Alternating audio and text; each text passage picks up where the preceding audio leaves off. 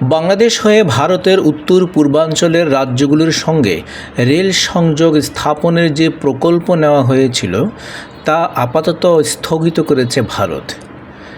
এই যেন এক ছোট মানুষের মতো হাডুডু খেলা, হেরে গেলাম তো আর তোর সাথে খেলবো না। তাই কি করছে ভারত? প্রায় 5,000 কোটি রুপি ব্যয়ে বাস্তবায়নযোগ্য এই প্রকল্প বাতিলের কারণ হিসেবে ভারত রাজনৈতিক অস্থিরতা ও শ্রমিকদের নিরাপত্তার ঝুঁকির কথা উল্লেখ করেছে। ভারতীয় সংবাদ মাধ্যম বিজনেস লাইন সূত্রে জানা যায়, এই সিদ্ধান্তের ফলে অন্তত 3টি চলমান প্রকল্প বন্ধ হয়ে গেছে এবং আরও 5টি প্রকল্পের জরিপ কাজ স্থগিত করা হয়েছে। এতে বাংলাদেশের ভেতর দিয়ে ভারতের মূল ভূখণ্ডের সঙ্গে উত্তর পূর্বাঞ্চলের রাজ্যগুলোর সংযোগ স্থাপনের পরিকল্পনা বড় ধাক্কা খেয়েছে। স্থগিত হওয়া প্রকল্পগুলোর মধ্যে রয়েছে আখাউড়া আগরতলা সীমান্ত রেল সংযোগ ও কুলাউড়া শাহবাজপুর রেলপথ নির্মাণ, খুলনা মোংলা বন্দর রেল সংযোগ এবং ঢাকা টঙ্গী জয়দেবপুর রেল সম্প্রসারণ প্রকল্প। আখাউড়া আগরতলা প্রকল্পের দৈর্ঘ্য 12.24 কিলোমিটার, যার মধ্যে 6.78 কিলোমিটার বাংলাদেশে এবং 5.46 কিলোমিটার ত্রিপুরায় অবস্থিত।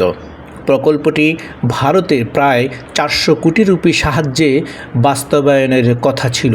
কুলাউড়া শাহবাজপুর লাইনটি আসামের সঙ্গে সংযোগ স্থাপনের লক্ষ্য নিয়ে নির্মাণাধীন ছিল। খুলনা মোংলা বন্দর রেলপথ প্রকল্পটির বাজেট $388.92 মিলিয়ন, যা প্রায় 3,300 কোটি রুপি এবং এর আওতায় 65 কিলোমিটার প্রশস্ত গেজ রেল লাইন নির্মাণের পরিকল্পনা ছিল, যা মোংলা বন্দরের কার্যক্রমে গতি আনতে সহায়ক হতো। ঢাকা টঙ্গী জয়দেবপুর প্রকল্পটি 2027 সালে শেষ হওয়ার কথা থাকলেও এখনও পর্যন্ত কাজের অগ্রগতি 50% হয়নি। ভারতের এক্সিম ব্যাংকের অর্থায়নে 1600 কোটি রুপির এই প্রকল্প অনিশ্চয়তার মুখে পড়েছে।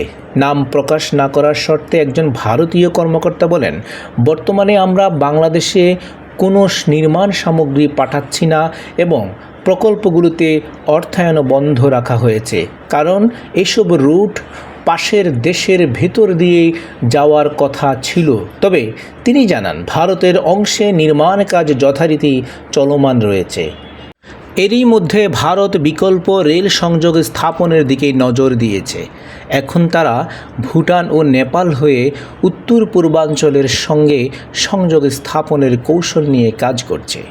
2024 সালে ভারত ও বাংলাদেশের মধ্যকার বাণিজ্যের পরিমাণ ছিল $12.9 বিলিয়ন, যা দক্ষিণ এশিয়ায় ভারতের সবচেয়ে বড় বাণিজ্যিক অংশীদার হিসেবে বাংলাদেশের অবস্থান নিশ্চিত করে।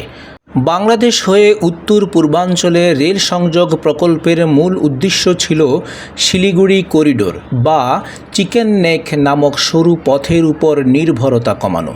তবে বর্তমান সিদ্ধান্তের ফলে ভারতের এখন এই করিডোরের বিকল্প খুঁজে বের করার চাপ আরও বেড়ে গেছে। বাংলাদেশের সাথে প্রতিশোধের খেলায় ভারত কি জিতবে না আরও ক্ষতির সম্মুখীন হবে, তা এখন দেখার বিষয়।